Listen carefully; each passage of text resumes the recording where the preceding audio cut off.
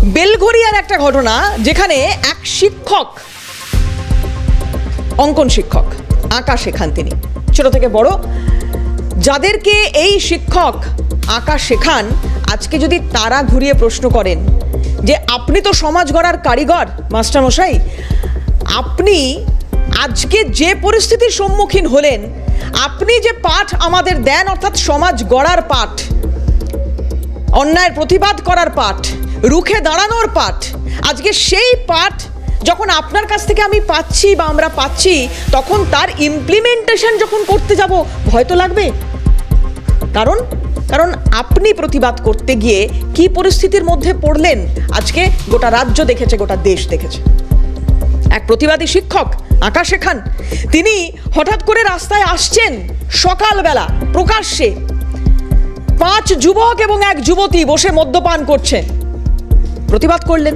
কেন এমনটা এখানে হচ্ছে প্রশ্ন করা যাবে না, প্রশ্ন করা হয়েছিল এবং সেই কারণেই অভিযোগ উঠছে যে মারধর করা হলো। সিসিটিভি ফুটেজ, সেই ফুটেজ সামনে আসছে এবং সেই ফুটেজে স্পষ্ট দেখা যাচ্ছে কি হয়েছে ঘটনাটা। পুলিশ তদন্ত শুরু করার পরে একজনকে গ্রেপ্তার করা হয়েছে, যাকে গ্রেপ্তার করা হয়েছে তিনি ওই যুবতী যেখানে উপস্থিত ছিলেন সেই সময়, সেই যুবতীকে ইতিমধ্যেই গ্রেপ্তার করা হয়েছে বলে জানতে পারা যাচ্ছে।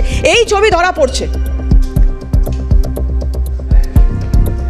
শান্তনু সাহা আমাদের প্রতিনিধি রয়েছেন, একটু কথা বলি শান্তনুর সঙ্গে, শান্তনুর কাছ থেকে জানবো সকাল থেকে ঘটনাক্রম খুব সংক্ষেপে। শান্তনু,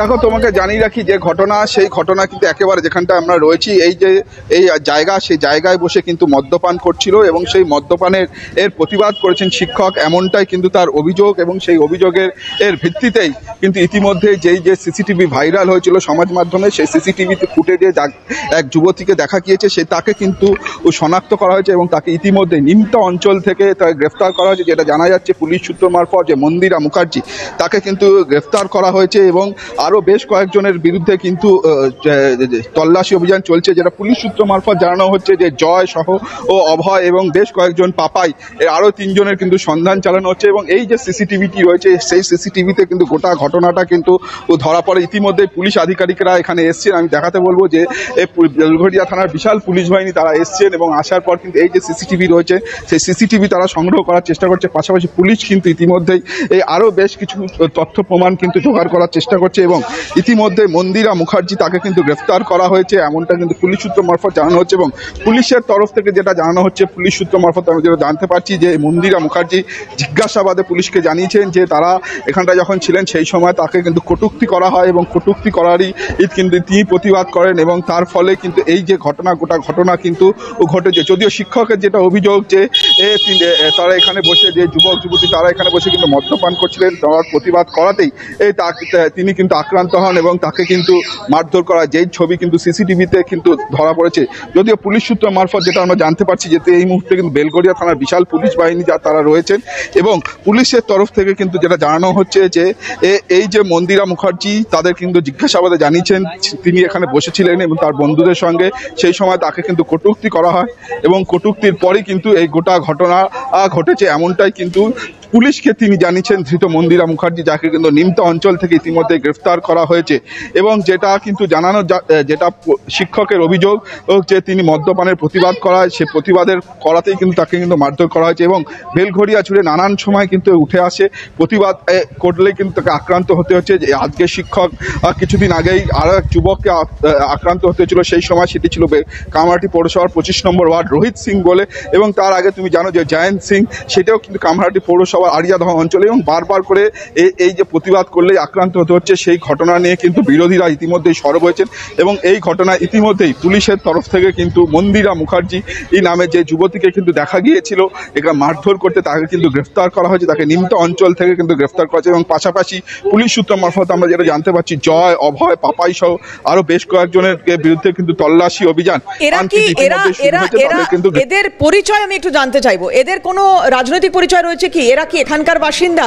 এই যে তুমি যাদের নাম করছো, তারা কি পরিচিত, পূর্ব পরিচিত? একটু যদি এই বিষয়গুলো জানানো সম্ভব হয় সংক্ষেপে। পাশাপাশি এই ঘটনার পরিপ্রেক্ষিতে বেলঘরিয়ার দেখো, এদের কোনো রাজনৈতিক পরিচয় এখনো পর্যন্ত জানা যায়নি। যেটা পুলিশ সূত্র মারফত আমরা জানতে পারছি যে এই যে যুবতী যাকে গ্রেফতার করা হয়েছে, তিনি যেটা জানিয়েছেন তারা কালী পুজো ছিলেন, অর্থাৎ গতকাল যে পুজো ছিল সেই পুজোর পর তারা কিন্তু এখানটায় ছিলেন, অর্থাৎ পুজোর প্রক্রিয়া সম্পন্ন হওয়ার পর তারা এখানটায় ছিলেন এবং তারপরেই কিন্তু যখন এই শিক্ষক যখন বাড়ি ফিরছিলেন সেই সময় তাদের উপরে কটূক্তি করা হয় এবং সেই কটূক্তির প্রতিবাদ তারা করেছিলেন। যদিও শিক্ষকের যেটা অভিযোগ, এখানে বসে মদ্যপান করা হচ্ছিল ভোরবেলা, তিনি তার প্রতিবাদ করাতেই কিন্তু তাকে কিন্তু মারধর করা হয়েছে, এমনটাই কিন্তু শিক্ষকের অভিযোগ এবং তিনি কিন্তু বেলগড়িয়া থানায় সেই অভিযোগ দায়ের করেছেন। এবং সেই পাওয়া যায়নি সেটা যেমন ঠিক শান্তনু, কিন্তু এই আক্রান্তের বাড়িতে তো সমস্ত রাজনৈতিক দল প্রায় পৌঁছে গিয়েছে, সিপিএম, তৃণমূল, তারা তো পৌঁছে গিয়েছে।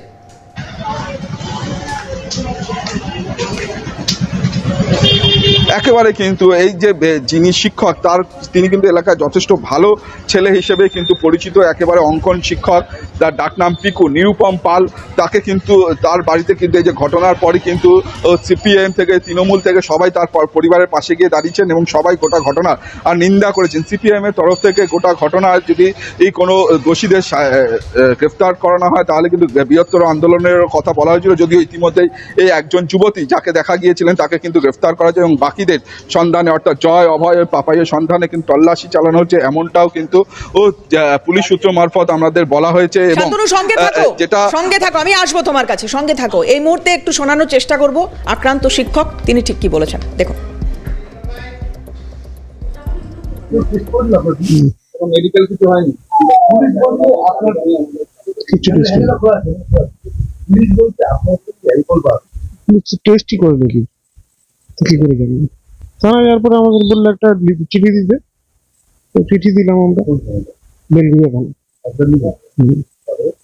তারপরে বললো 11টার সময় মেজবাবু আসবে, তারপরে আপনারা এসে এটা নিয়ে যাবেন। বুকে ব্যথা করছে, আতঙ্ক তো আছে। আমার সঙ্গে একজন সুন্দরবনের লোক ছিলেন, কাউকে চিনতে কাউকে আমি চিনি, মেরে ফেলবো, মারবো, মেরে ফেলবো এই বলছিল। তার সময় দেখলাম 7-8টা ছেলে বা 8-9টা ছেলে আর একটা মেয়ে বসে রাস্তার মধ্যে ড্রিঙ্কস করছে। সেটাই আমি বলছিলাম যে দিনের আলো ফুটে গেছে, তোমরা এখনো কেন ড্রিঙ্কস করছো? তুইও বলিনি, তুই বলেছিলি। তারপরে মানে কে তুই, তোর কি দরকার? এসে আমাকে আমার বাইকটা ফেলে দিলে, আমাকে মারা শুরু করলো। হাত তো মেরেছে, লাঠি ফাঠি দিয়েও হয়তো মেরেছে, কোথাও আর বাদ রাখেনি। একদম শুরু করেছিলাম যেখান থেকে, এই ঘটনা এই প্রথম ঘটছে এমন নয়, এর আগেও একাধিকবার ঘটেছে। এখান থেকেই যে প্রশ্নগুলো যার উত্তর খোঁজার চেষ্টা করব আমরা, সেগুলো এবার একটু আপনাদের সামনে টেলিভিশন স্ক্রিনে। রাস্তার ধারে মদ্যপান করলেও নজর নেই পুলিশ প্রশাসনের, প্রথম যে প্রশ্ন আমরা তুলতে চাইছি। রাস্তার পাশে প্রকাশ্যে মদ্যপান করা হচ্ছে, পুলিশ প্রশাসনের নজর নেই। দ্বিতীয় প্রশ্ন, কিভাবে নন্দননগরে ঝিলের পাশে এই ঘটনা ঘটছে, অর্থাৎ প্রকাশ্যে মদ্যপানের ঘটনা নন্দননগর, যেটা স্থানীয় সূত্র মারফত জানা যাচ্ছে। কিছুক্ষণ আগে শান্তনু যে কথা বলছিলেন যে এই নন্দননগরে একাধিক সামাজিক এই ধরনের অসামাজিক কার্যকলাপ চলেছে, দিনের পর দিন চলেছে। কি করছিল পুলিশ? 3 নম্বর যে প্রশ্নের দিকে নজর রাখবো, প্রতিবাদ করায় অঙ্কন শিক্ষককে মারধরের সাহস কোথা থেকে পেল এরা? এই 5 যুবক এবং 1 যুবতী সাহস পেল কোথা থেকে হাতে আইন তুলে নেওয়ার, মারধর করার, সমাজ গড়ার এক কারিগরকে? চতুর্থ যে প্রশ্ন, রাজ্যে একাধিক ঘটনার পরেও পুলিশি টহলদারি, পুলিশি নজরদারি, তার কি কোথাও অভাব? বারবার এই ঘটনা এই প্রশ্ন তুলে দিচ্ছে। কাউন্সিলর, স্থানীয় কাউন্সিলর কি বলছেন দেখুন।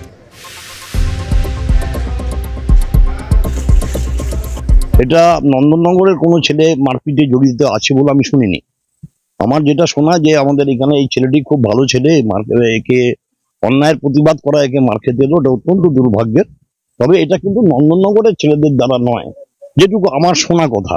এখানে না থাকলে তাকে চিনতে পারবো না খুব স্বাভাবিকভাবেই, অন্য কোথাও থাকে কি করে জানবো? এখানে সার্বিকভাবে প্রশাসন তৎপর আছে, কিন্তু কালকে রাত্রিবেলা পুজো এবং তারপরে বিভিন্ন ঘটনা, এটা অত্যন্ত নিন্দনীয়। যেই থাক না কেন জড়িত, আমরা সবার কাছেই বলবো, আপনাদের কাছেও বলবো, প্রশাসনকেও বলবো, ইমিডিয়েট শাস্তিমূলক ব্যবস্থা নিন। দেখুন, শিক্ষক বা অশিক্ষক, আক্রান্ত, যে প্রতিবাদ করেছে অন্যায়ের তাকে মেরেছে, এলাকার লোক আতঙ্কে আছে, এটা বিষয়টা সঠিক নয়, কারণ এটা একটা বিচ্ছিন্ন ঘটনা। তৃণমূলের কি প্রতিক্রিয়া এই ঘটনায় দেখুন। কেন হয়েছে আমরা পুলিশ প্রশাসনকে দিয়েছি, সে যেই হোক না কেন তাকে আমরা প্রশাসন তরফ থেকে এবং আমরা এই প্রোগ্রাম বরদাস্ত করবো না। ঘটনা দিন হোক রাত হোক, কথা হচ্ছে কোন অন্যায়কে তৃণমূল কংগ্রেস বরদাস্ত করবে না। প্রশাসনকে আমরা বলেছি দোষীরা শাস্তি পাবে। অন্যায় তো যে কিছু কেউই করতে পারে, কিন্তু অন্যায়কে যাতে প্রশ্রয় না দেওয়া হয়, আমরা কোনো প্রশ্রয় দিচ্ছি না। আমরা সেই জন্য ওনার বাড়িতে এসে কথা বলতে, আমরা সকলে ওনার পাশে আছি। আমরা পুলিশ প্রশাসনকে বলছি আমরা এই ধরনের কার্যকলাপকে বরদাস্ত করব না। যারা দোষী করে তাদেরকে অবিলম্বে আমরা গ্রেপ্তার করার দাবি জানাচ্ছি। প্রশাসন সক্রিয় আছে, প্রশাসন ব্যবস্থা নিচ্ছে, পুলিশের কাজ করছে। সিপিএম নেতা সায়নদীপ মিত্র কি বলছেন এই ঘটনায় দেখুন। দুষ্কৃতীদের মুক্তাঞ্চল নন্দননগরে পৌঁছে, শুধু নন্দননগরে গোটা কামারহাটি জুড়ে তাণ্ডব চলছে একেবারে। এই যে সাধারণ মানুষকে তৃণমূল মারছে, তৃণমূলের নেতাদের কিন্তু জনগণ বেধড়ক মারবে। এই দুষ্কৃতীরাই কামারহাটি আজকে চালানোর চেষ্টা করছে। প্রশাসন, পুলিশ, শাসক দল এই দুষ্কৃতীদের কথায় ওঠে বসে। দুষ্কৃতীরা মনে করছে তাদের গভর্নমেন্ট চলছে। মুখ্যমন্ত্রী এখন আগে গুন্ডা কন্ট্রোল করতো, আর এখন গুন্ডারা মুখ্যমন্ত্রী আর প্রশাসনকে কন্ট্রোল করে। তার পরিণতি এই নন্দননগরের সাধারণ গৃহশিক্ষকের ঘটনা। পুলিশকে বলুন বুড়ো আঙুল চুষতে আর উড়ন্ত লরি থেকে দুরন্ত টাকা তুলতে, তোলাবাজি ছাড়া পুলিশ কিচ্ছু জানে না। পুলিশের মাজা মেরুদণ্ড ভেঙে দিয়েছে শাসক দল। মদ খাওয়াটা ফ্যাশনের পর্যায়ে চলে গেছে বলছেন দিলীপ ঘোষ দেখুন। মদ খাওয়াটা ফ্যাশনের পর্যায়ে চলে গেছে বাংলায়। এখন প্রতিবাদ করতে গেলেই মুশকিল আছে, কারণ পুলিশও যুক্ত, প্রশাসনও যুক্ত। সরকার মদের থেকে টাকা নিচ্ছে, মদ বিক্রি করছে, লোক খাবেটা কোথায়? বাইরে যাওয়ার পয়সা নেই। তো এগুলো যদি সত্যিকারের প্রকাশ্যে চলতে থাকলে আইন শৃঙ্খলার সমস্যা তৈরি হবে। আর আমাদের বাঙালি সংস্কৃতি নিয়ে এত গর্ব করছেন, তো বাংলা মানে কি লোকে এসে দেখবে রাস্তা দাঁড়িয়ে সবাই। আরও একবার শান্তনুর কাছে যাবো। শান্তনু, একটু জানার চেষ্টা করবো তোমার কাছ থেকে যে এই যে নন্দননগর এলাকা, এই এলাকা তোমার সঙ্গে এর আগে যখন কথা হচ্ছিল তুমি বলছিলে যে অসামাজিক কাজকর্ম এখানে চলে, সমাজ বিরোধীদের দাপট এখানে রয়েছে। এটার জন্য কোনো পুলিশি নজরদারি নেই? যে 4টে প্রশ্ন আমরা তুললাম, সাহস পাচ্ছে কি করে পুলিশি নজরদারির জায়গাটা, এগুলো যদি একটু জানাও।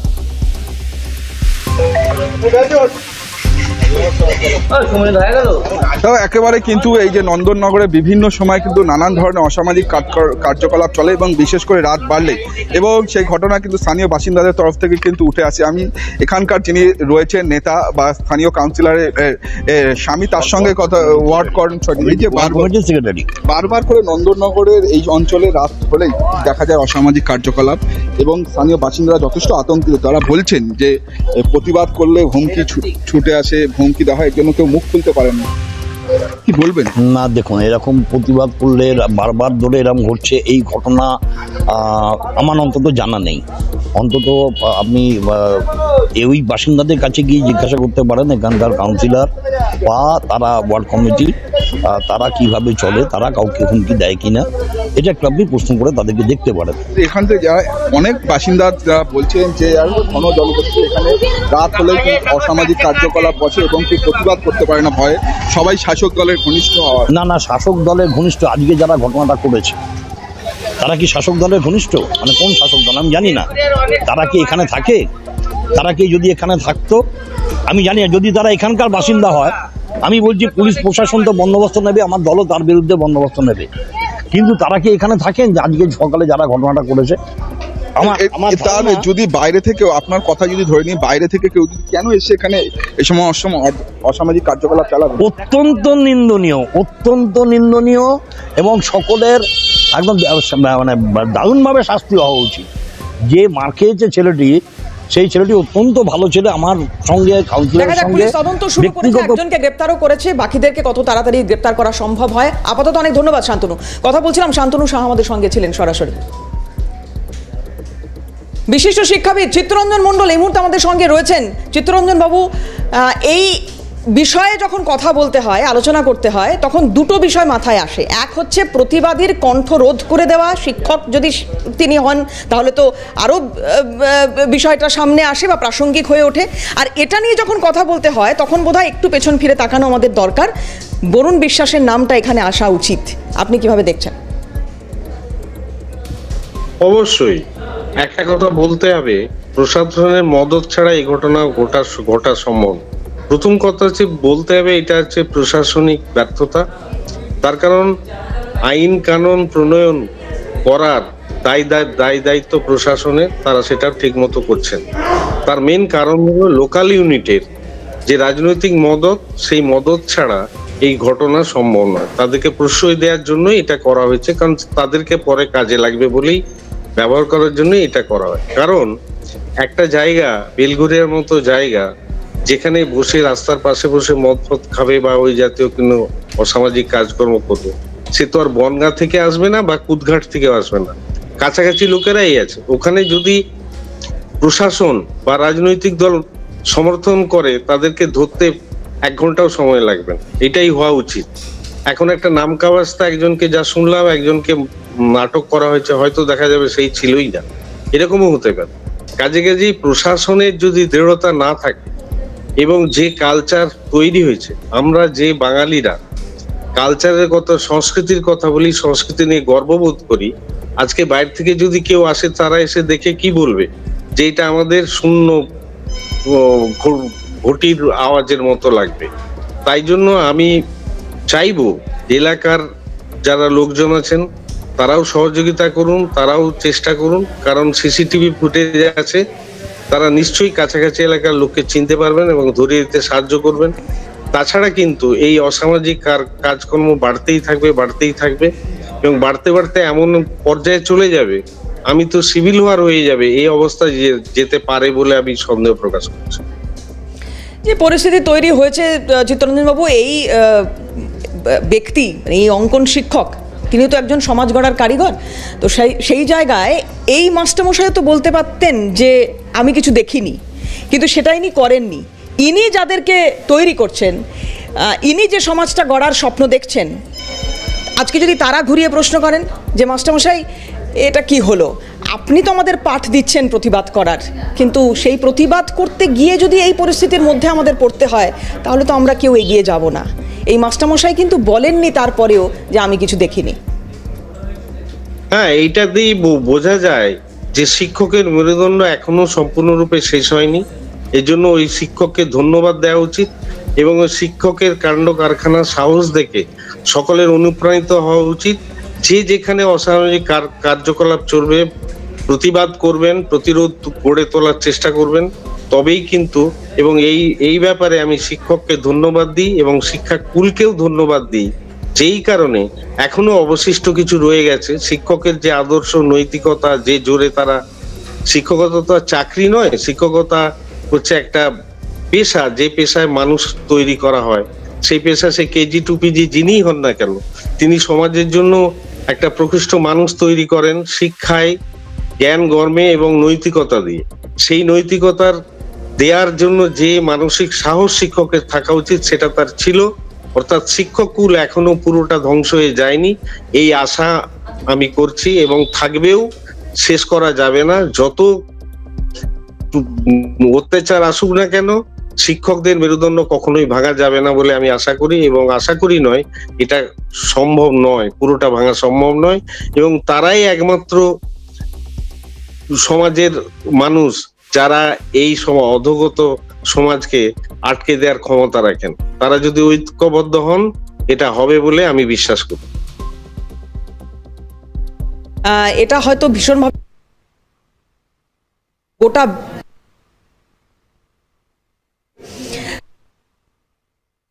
খুব ইম্পর্টেন্ট এই জায়গায় দাঁড়িয়ে যে 26,000 শিক্ষক, আমরা জানি না তাদের সঙ্গে শেষ পর্যন্ত কি হবে। সেই ঘটনাও কিন্তু গোটা দেশের মানুষ দেখছেন, গোটা বিশ্বের মানুষ দেখছেন, আর আজকে এই ঘটনাও একেবারে প্রকাশ্যে আসছে।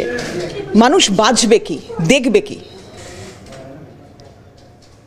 এটাই তো ব্যাপার। যেখানে একটা জিনিস লক্ষ্য রাখবেন, আজকে নওজওয়ান যারা নতুন যুবক উঠে আসছেন, তাদের সামনে কিছু নেই, তারা সামনে কিছু দেখতে পাচ্ছে না। আজকে যে তাদের মধ্যে হয়তো একটা ফ্রাস্ট্রেশন তৈরি হয়ে আছে, সেই তৈরির বহিঃপ্রকাশও হতে পারে। এর জন্য কিন্তু প্রশাসন দায়ী, কারণ 26,000 চাকরি একসময় আমাদের প্রশাসনের সর্বোচ্চ যিনি আছেন তিনি বলেছিলেন কোন একটা সময় যে একজনেরও চাকরি জিতে দেবেন না। কিন্তু দেখা গেল সুপ্রিম কোর্টে 26,000 চাকরি চলে গেল। এমন নয় যে কেবলমাত্র কয়েকজন টেন্টেডকে আইডেন্টিফাই করা গেছে, সম্ভবত 8,000-এর মতো, বাকি 18,000-এর মধ্যে আলাদা করা গেল না কে টেন্টেড কে আনটেন্টেড। এই দায়ভার তো স্কুল সার্ভিস কমিশনকে নিতে হবে, কারণ সে একটা অটোনোমাস ইনস্টিটিউট, সে কিন্তু সেই তার দায় বহন করেনি, অস্বীকার করেছে। তার ফলে যারা সত্যিকার ভালো ছেলে পরীক্ষা দিয়ে পাশ করে চাকরি পেয়েছিলেন তাদের কপালে দুর্ভোগ নেমে এসেছে এবং এটা অত্যন্ত দুঃখের। আমি আবার বলছি, পরীক্ষা হবে, যে সমস্ত ভালো ছেলেরা চাকরি পেয়েছিলেন, টেন্টেড ছিলেন না সত্যিকার, আমি আশা করব তারা সমস্ত দুঃখ চেপে রেখে এবং ভালোভাবে পরীক্ষাটা দিন। আপনারা যেহেতু ভালো ছেলে মেয়ে, অবশ্যই সাফল্য পাবেন এই আশা করি এবং আমি ভগবানের কাছে আশীর্বাদ করি আপনারা যেন এই পরীক্ষায় উত্তীর্ণ হন। চিত্তরঞ্জন বাবু, অনেক অনেক ধন্যবাদ আপনাকে। আমরা কথা বলেছিলাম এই ঘটনার পর প্রাক্তন পুলিশ কর্তা নজরুল ইসলামের সঙ্গে, তিনি ঠিক কি জানিয়েছিলেন আমাদের শুনবো। অপরাধীরা শাসক দলের আশ্রয়ে এবং প্রশ্রয়ে থাকলে প্রশাসন তাদের বিরুদ্ধে কোনো ব্যবস্থা নিচ্ছে, ফলে তারা যা খুশি করতে পারে এবং করে পার পেয়ে যেতে পারে। এই জন্যই এইরকম ক্ষেত্রে কোনো ব্যক্তি যখন তাদের বিরুদ্ধে প্রতিবাদ করতে যাচ্ছেন তখন তাদের উপর আক্রমণ। সকালবেলায় উঠে যারা মদ খায়, দুটো কারণ থাকতে হবে, যে তাদের ভয় নাই, আর দ্বিতীয় কারণ তাদের পয়সার অভাব। অতএব আপনি দেখে নিন, এরা রাজনৈতিক দলের সঙ্গে এদের যোগ থাকবেই। কথা বলেছিলাম বিজেপি নেতা সজল ঘোষের সঙ্গে, তিনি ঠিক কি জানিয়েছিলেন শুনবো। বঞ্চিতের পর্যায়ে চলে গেছেন না, মুখ্যমন্ত্রী বললেন যে একজনেরও চাকরি যাবে না, সবার চাকরি চলে গেল, কোনো রিয়াকশন নেই। পুলিশ মারছে, সব্যসাচীর মতন তৃণমূলের বড় বড় নেতারা, তারা এসে শিক্ষকদের মারছে, আর এই মদ্যপরা মারছে, তো অবাক হবার কি আছে? মদ্যপরা তো তারা দেশের অর্থনীতিকে তুলে রেখেছে, তারা দেশের অর্থনীতিকে তুলে রেখেছে, আর শিক্ষকরা আজকে অবাঞ্ছিত লোকেদের মেরেছে। আপনি ভাবুন আজকে পশ্চিমবঙ্গটা কোথায় এসে দাঁড়িয়েছে, যে একজন শিক্ষককে পাড়ার 5টা মাতাল মিলে মারছে, আর সেই শিক্ষককে বাঁচানোর জন্য পাড়ার বেশি এগিয়ে আসছে না। সৃষ্টি হয়েছে কোন ভয়ের পরিস্থিতি সৃষ্টি হয়েছে।